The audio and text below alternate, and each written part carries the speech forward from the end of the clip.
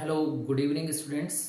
तो आज स्टार्ट करते हैं न्यूमेरिकल्स की क्लास इलेक्ट्रिसिटी चैप्टर 12। इससे पहले हमने चैप्टर 12 इलेक्ट्रिसिटी के कुछ न्यूमेरिकल्स कर लिए थे बैक एक्सरसाइज के। आपने अपनी नोटबुक में भी कर लिए होंगे और अगर नहीं किए हैं तो एज सुन एज उन्हें अपनी नोटबुक में कर लीजिए। और किसी न्यूमेरिकल में आपको प्रॉब्लम आती है तो आप क्वेरीज कीजिए। ओके, तो स्टार्ट करते हैं आज की class. The values, question number 7, back exercise. The values of current I flowing in a given resistor for the corresponding values of potential difference P and across the resistor are given below. ये यहाँ पे आपको एक data given है जिसमें current की values given है 0.5, 1.0, 2.0, 3.0, 4.0 और करंट की वैल्यू के कॉरेस्पॉन्डिंगली जो है आपको इलेक्ट्रिक पोटेंशियल गिवन है 1.6, 3.4, 6.7, 10.2, 13.2। तो इस जो हमें वैल्यूज गिवन है, जो डेटा आपको गिवन है, इसमें आपको क्या करना है, plot a graph between V and I, यानी V और I के बीच में आपको ग्राफ ड्रॉ करना है and calculate the resistance of that resistor, और इसका आपको रेजिस्टेंस कैलकुलेट करना है। ठीक है, तो V और I की वैल्यू से हम रेजिस्टेंस कैलकुलेट कर सकते हैं बाय ओम्स लॉ। तो हर इलेक्ट्रिकल करंट और पोटेंशियल डिफरेंस के कॉरेस्पॉन्डिंग हमें रेजिस्टेंस कैलकुलेट करना है और इसका एवरेज हमें देखना है कि कितना आ रहा है। ठीक है, तो स्टार्ट करते हैं। पहले आप ये क्वेश्चन जो है अपनी नोटबुक में नोट कर लीजिए। ठीक है, फिर इसके बाद जो है मैं ये रफ करके इसका सॉल्यूशन करता हूँ।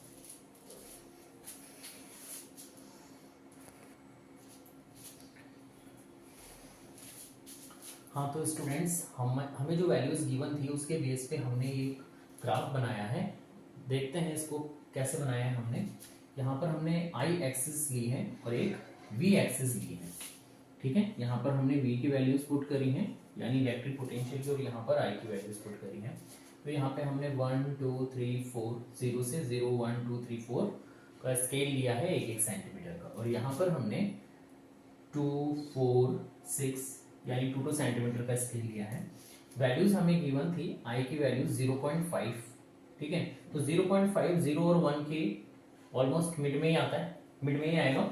ठीक है, और यहाँ पे हमें वोल्टेज गिवन था 0.5 के कॉरेस्पॉन्डिंग 1.6। तो 1.6 जो वैल्यूज है वो 1 और 2, यानी 0 2 हमने 2 सेंटीमीटर का स्केल लिया था और 0 2 के बीच में 1 और 1 और 2 के बीच में 1.6 हमने एक पॉइंट लिया है। ठीक है, तो इसे हमने इससे मैच कर दिया है। इसी तरीके से हमने फिर 3.5 हमें जो नेक्स्ट वैल्यूज गिवन है वोल्टेज की वो है 3.4। ठीक है, और करंट की वैल्यू है I, तो I के कॉरेस्पॉन्डिंगली हमने 3.4 के कॉरेस्पॉन्डिंगली हमने यहाँ पर पॉइंट मैच किया है। सेम एज हमने नेक्स्ट पॉइंट जो लिया है 2 के कॉरेस्पॉन्डिंग में, यहाँ पे 6.5 के आगे 6.7 आपको गिवन है, तो हमने ये एज्यूम कर लिया 6 और 7 के बीच मिड में क्या आता है, 6.5 आता है 6 और 7 के बीच में, और 6.5 के आगे 6.7 आएगा, तो हमने एक पॉइंट यहाँ पर ले लिया है। फिर हमें नेक्स्ट पॉइंट गिवन है 10.2, तो 10.2 जो है 10 के पास में आएगा, और वैल्यू जो है I के कॉरेस्पॉन्डिंगली गिवन है 3। ठीक है, तो 3 और 10.2 का जो डॉट है पॉइंट है वो यहाँ पर मैच होगा। नेक्स्ट पॉइंट अपने पास आता है I की वैल्यू 4 एंड V की वैल्यू है 13.2, तो 13.2 के कॉरेस्पॉन्डिंग में हमने यहाँ पर पॉइंट मैच किया है, और हम देख रहे हैं कि हमें एक ऑलमोस्ट स्ट्रेट लाइन मिल रही है। ठीक है, तो ये ओम्स लॉ भी यही कहता है कि V is directly proportional to I होता है।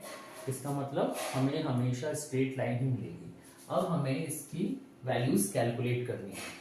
ठीक है, तो आप ये ग्राफ बना लीजिए। इसके बाद हम क्या करेंगे, इनकी कॉरेस्पॉन्डिंग वैल्यूज कैलकुलेट करेंगे। ठीक है, हाँ, तो स्टूडेंट्स यहाँ से हम रेजिस्टेंस की वैल्यू कैलकुलेट करेंगे V और I के कॉरेस्पॉन्डिंगली। तो फर्स्ट में I की वैल्यू 0.5 है और V की वैल्यू 1.6 है, और R की वैल्यू निकालने के लिए हमें V upon I Ohm's law का यूज करना पड़ेगा। तो V की वैल्यू लिख लेते हैं यहाँ पे 1.6 एंड I की वैल्यू है 0.5। 1 पॉइंट से पॉइंट कैंसिल आउट हो जाएगा, और इससे इसको कैंसिल आउट करेंगे तो 5 3 ज़ा 15 एंड 16 माइनस 15 करेंगे तो 1 और 0, 5 2 ज़ा 10 वैल्यू 3.2 यहाँ पर आ जाएगा। यहाँ पर भी हम कैलकुलेट करेंगे तो 3.4 है और डिवाइड में 1.0 है, तो इसको हम क्या लिख सकते हैं, पॉइंट से पॉइंट कैंसिल आउट हो जाएगा और 3.4 इसका आंसर आ जाएगा। यहाँ पे हम देखें तो ये हो जाएगा 6.7 डिवाइडेड बाई 2.0, पॉइंट से पॉइंट कैंसिल आउट हो गया और इसका भी आंसर आप सॉल्व करेंगे तो 3.4 आएगा। और यहाँ से 10.2 डिवाइडेड बाई 3.0 इसे सॉल्व करेंगे तो 3 3 ज़ा 9 पॉइंट आएगा, 3 4 ज़ा 12, 3.4 इसकी वैल्यू आएगी। और इसकी वैल्यू देखेंगे तो 13.2 डिवाइडेड बाई 4, 4 3 ज़ा 12, 4 3 ज़ा 12, ठीक है, तो 3.3 समथिंग इसका आंसर आएगा। तो यहाँ पे अगर हम देखें सबसे ज्यादा वैल्यू जो आ रही है वो आ रही है 3.4, तो इसका रेजिस्टेंस हम क्या मानेंगे, 3.4 मानेंगे, ठीक है। तो इसका आंसर भी क्या होगा, 3.4। तो ओवरऑल जो इसका रेजिस्टेंस आएगा वो यहाँ से 3.4 आएगा।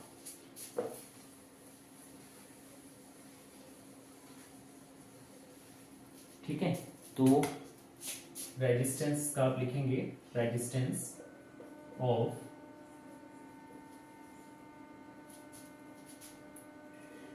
रजिस्टर विल बी 3.4 ओम, ठीक है बेटा। तो 3.4 जो है इसका आंसर रहेगा, क्योंकि 3.4 3 टाइम्स आ रहा है, इसके एवरेज हम लेके चलेंगे। इसे नोट कर लीजिए, इसके बाद हम नेक्स्ट क्वेश्चन करते हैं।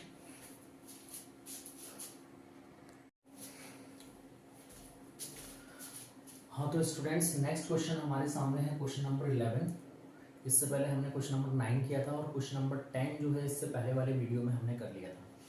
तो क्वेश्चन नंबर 11 हमने इसमें दे रखा है, show how you would connect 3 resistors each of them 6 ohm, कि इस क्वेश्चन में आपको 6 ओम के 3 रजिस्टर गिवन है ना, कितने गिवन है, 3 रजिस्टर गिवन है 6 ओम के, so that a combination has a resistance of 9 ohm and 4 ओम। तो इसमें आपको इन 3 रजिस्टर्स को 6 ओम 6 ओम 6 ओम को इस तरह से अरेंज करना है कि एक बार आउटपुट जो है इसका इक्विवेलेंट रेजिस्टेंस 9 ओम आ जाए और एक बार 4 ओम आ जाए, ठीक है। तो आपके पास जो है 5 कंडीशंस हैं, हम 5 तरीके से कॉम्बिनेशन बना सकते हैं। एक तो ये कि ऑल रजिस्टर्स किसमें हो, ऑल इन पैरेलल कॉम्बिनेशन, या तो पैरेलल कॉम्बिनेशन में हो सारे। दूसरा, ऑल इन सीरीज, या सारे सीरीज में हो, ठीक है। Third, 2 parallel and 1 in series, 1 in series. Fourth condition, 2 series में एंड 1 पैरेलल कॉम्बिनेशन, ठीक है। तो यहां पर से हम जो है 4 कंडीशन अप्लाई कर सकते हैं, लेकिन इसमें आपको ये देखना पड़ेगा कि अगर हम सभी को पैरेलल कॉम्बिनेशन में अटैच करेंगे तो हमारा जो इक्विवेलेंट रेजिस्टेंस आएगा उसकी वैल्यू 1 से कम आएगी, ठीक है। तो यहाँ पर 1 से कम तो वैल्यू है नहीं, तो पैरेलल कॉम्बिनेशन वाला केस अप्लाई नहीं होगा। और सेकंड केस जो है, अगर हम सीरीज में रखते हैं तो इसका जो नेट रेजिस्टेंस आएगा वो कितना आएगा, 6 + 6 + 6 18, क्योंकि इन दोनों में ही नहीं है, तो ये भी हम कंडीशन अप्लाई नहीं कर सकते। अब यहाँ पर ये 2 कंडीशन है जो हम अप्लाई कर सकते हैं। तो पहले हम 2 रेजिस्टेंस पैरेलल में ले सकते हैं और एक उनके सीरीज में रख सकते हैं, और दूसरा ये है कि हम 2 सीरीज में रख लें और एक पैरेलल में रख लें। तो देखते हैं, अप्लाई करते हैं सॉल्यूशन। फर्स्ट हम क्या करते हैं, ये वाली कंडीशन लेते हैं, 2 रेजिस्टेंस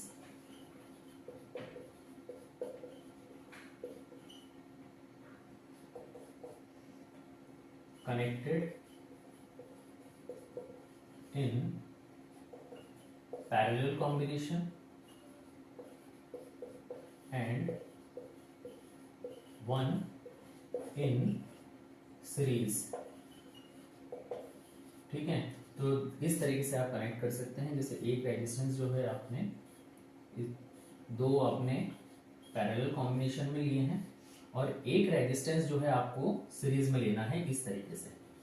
ठीक है, तो अगर इस तरीके से हम लेते हैं, यहाँ पे हम कुछ वोल्टेज का सप्लाई देते हैं, यहाँ पे अगर हम इलेक्ट्रिक करंट लगाते हैं तो इनका आपको नेट रेजिस्टेंस कैलकुलेट करना है। जैसे इसका भी 6 ओम है, इसका भी 6 ओम है और इसका भी 6 ओम है। तो पहले हम इन दोनों का पैरेलल कॉम्बिनेशन में रेजिस्टेंस निकाल लेंगे और फिर जो आएगा नेट रिजल्ट उसको हम 6 से ऐड कर देंगे, सीरीज कॉम्बिनेशन में आ जाएगा। तो उसको सॉल्व करते हैं।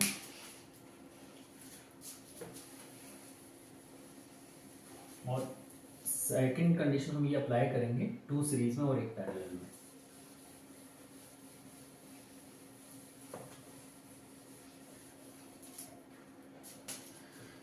तो यहाँ पे हम पहले दो को पैरेलल कॉम्बिनेशन में ले लेते हैं। तो 1/RP is equal to 1/6 plus 1/6। तो इसका आंसर आपके पास आ जाएगा, एलसीएम लेंगे तो 6 आएगा, ऊपर 1 + 1 है तो ये हो जाएगा 1 + 1 1/RP। पैरेलल कॉम्बिनेशन अभी हम निकाल रहे हैं, तो यहाँ पे +1 करेंगे तो 2 आ जाएगा, 2/6। इसे सॉल्व करेंगे तो 1/3 आ जाएगा। और इस यहाँ से RP की वैल्यू जो है वो रेसिप्रोकल करेंगे तो 3 ओम आ जाएगा। ठीक है, और इन दोनों का जो नेट रेजिस्टेंस आपको आया है वो आया है 3 ओम। और फिर ये जो आपको सीरीज में गिवन है 6 ओम, तो इसका जो सीरीज कॉम्बिनेशन अगर आप निकालेंगे तो क्या हो जाएगा, ओवरऑल रेजिस्टेंस हो जाएगा RP प्लस जो है इसको RS नाम दे देते हैं। ठीक है, सीरीज कॉम्बिनेशन में तो RS की वैल्यू जो है यहाँ पे कितनी दे रखी है आपको, 6 दे रखी है। ठीक है ना, तो ये हो जाएगा नेट R कितना हो गया यहाँ पे 3 +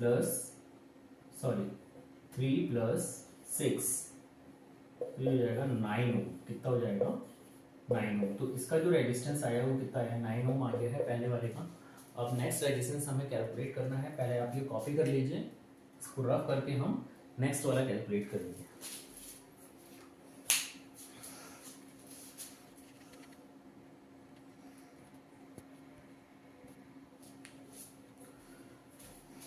ओके स्टूडेंट्स, तो यहाँ पे हमने सेकंड पार्ट में क्या करा है, दो रेजिस्टेंस जो है वो सीरीज में लिए हैं जिनकी वैल्यू सेम है 6 ओम, और एक रेजिस्टेंस जो लिया है हमने वो पैरेलल कॉम्बिनेशन में लिया है। तो पहले हम सीरीज का निकाल लेंगे, फिर जो आंसर आएगा उसका हम थर्ड रेजिस्टेंस के साथ पैरेलल कॉम्बिनेशन में निकाल लेते हैं। तो पहले इन दोनों का निकाल लेते हैं। इसको हम मान लेते हैं R1, इसको मान लेते हैं R2 और इसको मान लेते हैं R3। 3 रेजिस्टेंस है, तो इनका पहले हम तो कैलकुलेट करते हैं RS। पहले सीरीज कॉम्बिनेशन हो जाएगा R1 + R2, इसकी वैल्यू यहाँ से आ जाएगी 6 + 6 12 ओम। ठीक है, और थर्ड रेजिस्टेंस आपको गिवन है R3 6 ओम, और जो कि ये दोनों आपस में पैरेलल कॉम्बिनेशन में है। तो इनका पैरेलल कॉम्बिनेशन निकालने के लिए आपको 1/RS ऊपर का जो आया है ना, और नीचे वाला जो थर्ड रेजिस्टेंस है इसको पैरेलल कॉम्बिनेशन में कैलकुलेट करेंगे। 1/RP की वैल्यू, RS की वैल्यू यहाँ से हो जाएगी 12, R3 की वैल्यू अपने को गिवन है यहाँ से 6 ओम। इन दोनों का जब आप एलसीएम निकालेंगे तो 1/RP इज इक्वल टू हो जाएगा, इन दोनों का एलसीएम लेंगे तो 12 आएगा, और 12 के टेबल में 12 1 टाइम आता है, 6 के टेबल में 2 टाइम आता है। क्योंकि ऊपर 1 है तो एज इट इज नंबर हमने लिख लिया है। 1/RP इज इक्वल टू 2 + 1 3/12, ये आपको सॉल्व करना आता ही है। इसका रेसिप्रोकल करेंगे तो RP की जो वैल्यू आएगी वो आएगी 12/3। इसे सिंप्लीफाई करेंगे तो 3 4 12, RP की वैल्यू आ गई 4 ओम, जो कि आपका एक आंसर है। ठीक है, तो इसे नोट कर लीजिए। आई होप आपको ये न्यूमेरिकल समझ में आया होगा, और नहीं आया है तो फिर से आप पूछ सकते हैं। ठीक है बेटा, आज के लिए इतना ही। Thank you.